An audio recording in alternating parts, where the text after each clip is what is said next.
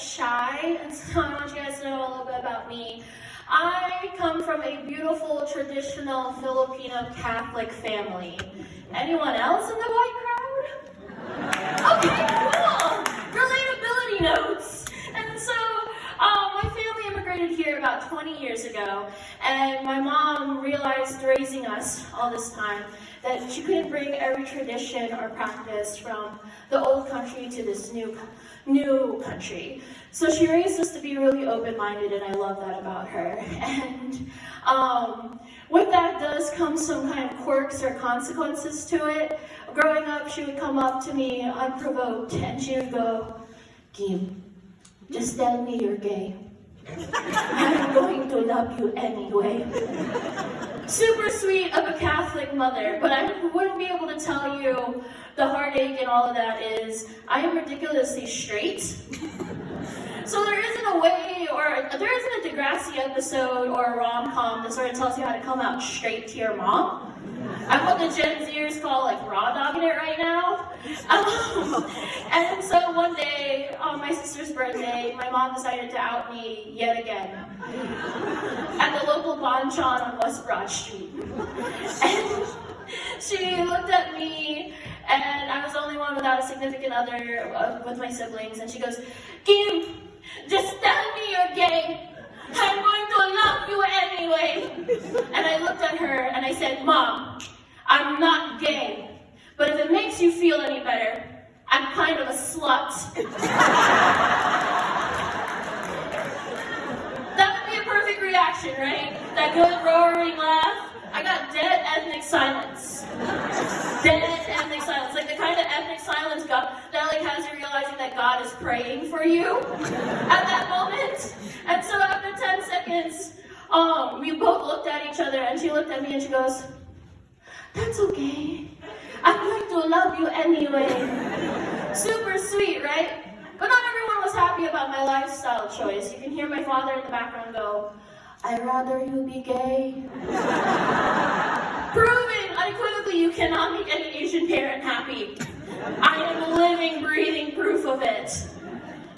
But I think dating while being young, thick, and Asian is an interesting ride. One I wouldn't recommend, but one I am existing in. But I think it's really interesting sometimes. I have something called like thick thoughts, where I realize that like I'm food motivated.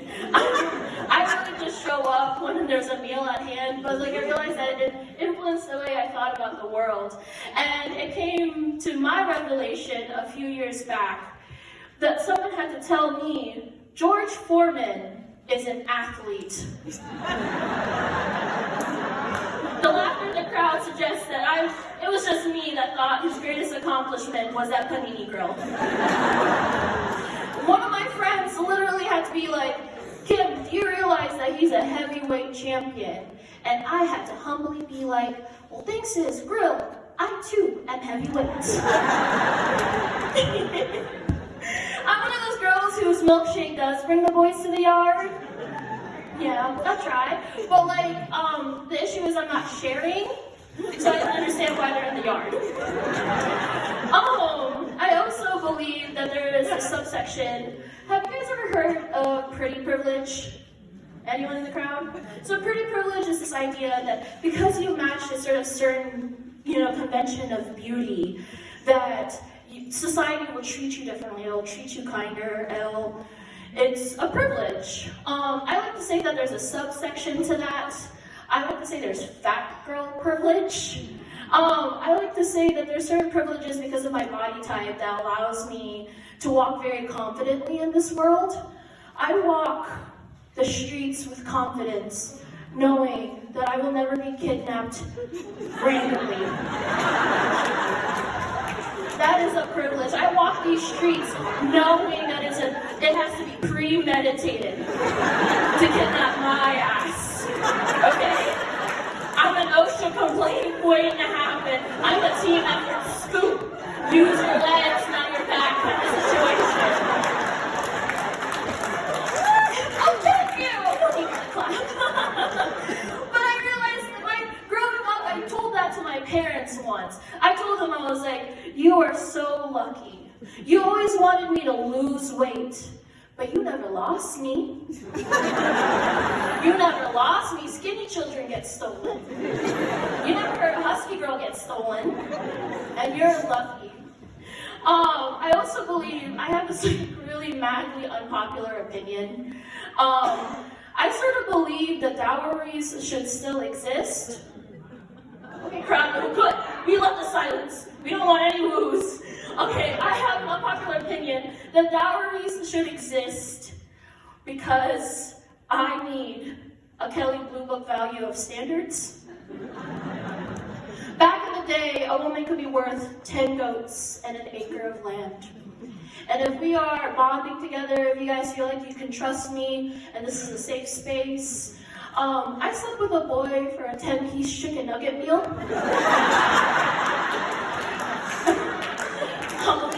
And sweet tea. I was too shy to ask for the sweet tea.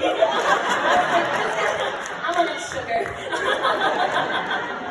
But I was just like, I just want that to exist just because, like, I don't know if I'm below or above these usual standards nowadays. I feel like the laughter suggests that we are also experiencing that, or no? No? Anyone else do it for less? Is anyone a 444? Anyone out there a 444 deal? Not me. I'm a whole 10-piece nugget. But I also believe that, like, I want to go segue into, like, sort of talking about my greatest accomplishment over the summer. I don't know if you guys are going to be proud of me. I hope so. But over a hot girl summer one year, I had a brave encounter with someone. I don't know if you'll be proud of me when I say this, but I slept with a porn star. Valentine's Day, let's go! Let's go! I slept with a porn star. And my mother still doesn't know, and good for her. But like, I think it's my proudest accomplishment because he was a very interesting guy. He was one of those people that, he was a retired porn star turned masseuse. And as a young DC native, I call that transferable skills. I said, put that on your LinkedIn. But it was empowering as an Asian woman because he gave me a free 40-minute deep tissue massage, right? And after that massage, I looked at him dead straight in the eyes and I said, give me the happy ending. I am my ancestors' wildest dreams. I'm just letting you guys know that right now. I'm my ancestors' wildest dreams and the Catholic Church's worst nightmare. You can coexist like that. And I'll leave you guys off with this one joke or one experience I had. I think the hardest thing to navigate through dating is cultural differences. And so I realized when I date outside my race that someone may not have the same experiences as I do, and that's sometimes prevalent. And so I was sleeping around with this one white guy, and we were doing normal Tuesday activities. I was hog-tied and blindfolded on his bed. Normal Tuesday stuff, short list. And he comes up to my ear, and all I hear is, whoosh, whoosh. And I said, pause, take off the blindfold. And he does, and he's in a panic, and he's like, what's wrong, what happened? And I said, what are you trying to do? And he said, I'm trying to scare you with the sound of a belt. And I said, sir, you cannot scare me with brown punishment. Okay, I've been hit with a belt, a plastic hanger, a shoe, a Nokia phone, God's love, God's might depended on my mother's feelings, okay? And so I turned the tables and I said, what if I tried to scare you with white mom punishment? What if I had you blindfolded and tied up to your timeout chair? And I came up to your ear and I said, 3, 2,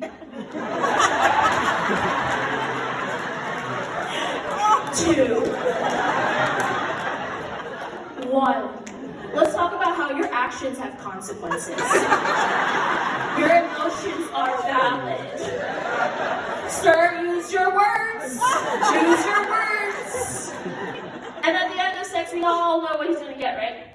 A participation trophy. I thank you for trying. Thank you, guys. Thank you.